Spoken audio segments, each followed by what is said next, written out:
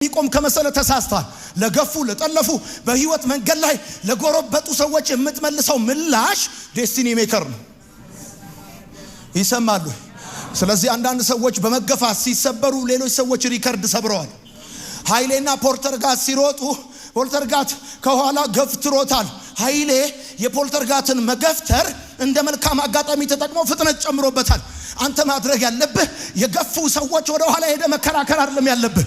ማድረግ ያለብህ እነሱን እንደ መልካም አጋጣሚ ተጠቅመህ ፍጥነት መጨመር፣ ጸሎት መጨመር፣ ባይብል ስተዲ መጨመር፣ አገልግሎት መጨመር። እምጨምርበት አመት ነው ብለህ አሜን በል። እምጨምርበት አመት ነው ብለህ አሜን በል። መስከረም የብርታት ወራችን ነው። በጸሎትም በቃልም በስራም መጽሐፍ እንደሚናገር እሱ ኢየሱስ የኤማውስ መንገደኞች እንደተናገሩት በቃልም በስራም ብርቱ ነቢይ ነበር እንዳሉት 2017